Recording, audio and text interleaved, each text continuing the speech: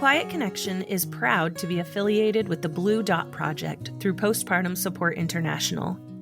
As an ambassador, I am dedicated to promoting perinatal mental health awareness, spreading the blue dot as a symbol of support and solidarity, and ending the stigma and shame. The blue dot is a universal symbol for perinatal mental health and is owned by the community. That means you. Anyone can use it. You'll notice a blue dot on all of Quiet Connection's social media accounts.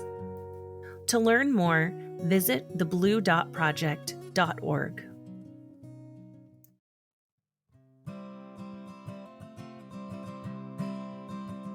Hey, it's Thursday again, which means it is time for another quiet confession. Just little moments between you and I where I kind of fill you in on where I'm at. This one's a little raw. If you've been following along here or on social media, you may know that I lost my grandmother recently. I haven't really posted a lot about it because she meant a lot to a lot of people, but I want to sort of maintain her privacy. But for me, she wasn't just my grandma. She was my hero. She was the person who made me feel safe and loved no matter what. Never made me feel small. Always made me feel like I mattered. So as we head into the new week, as I'm recording this, her funeral is fast approaching. And I've been trying to navigate things I don't think any of us ever fully prepare for. Like grieving while parenting. This isn't going to be a downer episode, I promise, but it is going to be honest. Because this whole thing is messy and it's weird and it's strange. And if you're going through something like this too, I want you to know, just like in everything else I do, you're not alone. Grief on its own is hard enough. And then grieving while adding parenting into the mix, just the layers feel heavy and endless. On one hand, I've been trying to let myself feel all the feels. I've been pretty honest with my kids when I'm sad. I'll say, if I'm crying or if I'm a little withdrawn, I might say, I'm just missing grandma right now. We don't stuff things down in this family, or at least we try not to. I don't want them to think that having big feelings is something that they need to hide. But I also remind myself that they're kids.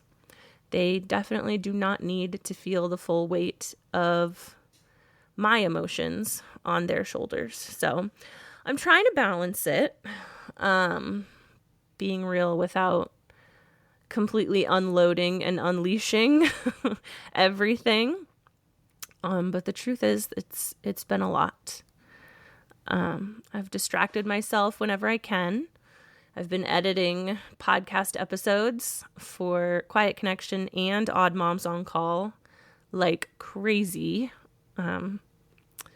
I have buried myself in making a slideshow for the funeral, which makes me feel very proud and honored to do for her. I have been letting the laundry pile up, and I am trying to catch up. Literally anything to keep my brain busy. Doom scrolling, which is not healthy.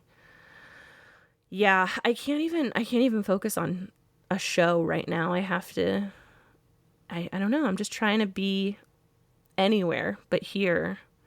And I will readily admit that I haven't been as present with my kids as I want to be. I actually actively don't want to be present, and that's hard to admit. I was telling my husband last night, I don't want anybody to touch me. I don't want to be near anybody. I don't want, it's not that I don't want comfort. I just don't want anything. I don't want to feel anything because I feel numb. So yeah, I'm trying to remind myself that that's okay, and that grief, I mean, there are no rules. It doesn't have to be pretty, and parenting through it most definitely isn't. My husband and I made the decision to bring both kids to the funeral. My oldest is 9 and my youngest is 3. We know it's a big emotional event, but we also know our kids. And we know that they deserve to be there. They loved Grandma just as much as I did, and she loved them. But knowing them means we came up with a contingency plan. So if anything gets overwhelming, my husband has decided to be the one to take them either outside or to one of our favorite local restaurants that's right across the street from the church that the service will be at. We're not trying to hide the reality of it from them either. With my 9-year-old, I mean, she has questions and we're answering them. We've read The Invisible String together as a family. We had already read The Invisible Leash when our cat of 18 years passed away just a few months ago. And that has kind of helped. It's kind of helped her understand that connection doesn't end when someone dies. My 3-year-old understands the concept of the rainbow bridge, and it feels kind of silly trying to explain my grandma's death in that context, because we typically use the rainbow bridge as an analogy for pets, but that's just kind of how she understands death right now. You cross the rainbow bridge and you don't come back. So yeah, it's, I don't know, it's uncharted territory. We also had to talk about what a Catholic funeral is like, because we're not religious. We don't go to church. You could say I'm spiritual, but I'm absolutely not religious. But I wanted them to know what to expect. I grew up in a very Catholic household. I went to Sunday school. I did First Communion. I did everything all the way up to confirmation, which is when I decided, yeah, I can't do this in good conscience because I don't necessarily believe what I'm supposed to say that I believe right now in this ceremony. So anyway, that was a rabbit hole, but we're not religious. But I know what a Catholic funeral entails. I know what a Catholic just service entails, and I wanted them to know what to expect so that it didn't feel scary or confusing. And if they saw people doing certain things like standing or kneeling or all singing together or saying the same things, like they knew that wasn't unexpected. So we let them know that it's okay to cry and that they'll probably see other people cry. And if they feel overwhelmed or bored or fidgety or need a break, any of those things are okay. Anything's okay, because grief doesn't look the same for everyone. And our kids shouldn't feel like they have to perform or act a certain way to be respectful. I am a firm believer in feeling all your feels. Being a neurodivergent household, or as I like to call us, neurosparkly, that adds a whole other layer. It's another heavy layer on top of all of this. Big events like funerals can be sensory and emotional overload. The sounds, the rituals, the smells, the emotions, the everything. None of it's easy. So we're going to be flexible and we're going to communicate. We've already talked about ways we can check in. Like mom and dad might ask, how are you feeling? Do you need a break? Do you want to sit somewhere quiet? They can also let us know. My 3-year-old, I think, is a little less apt to let us know how she's doing, but my 9-year-old's getting better at communicating her needs. Letting them know ahead of time that they have choices is really important to me. Yeah, because feeling trapped in that situation can just make things feel worse. And honestly, I'm trying to offer that same grace to myself. Because again, grief does not follow a neat, manicured timeline or path, especially when your nervous system is already wired differently.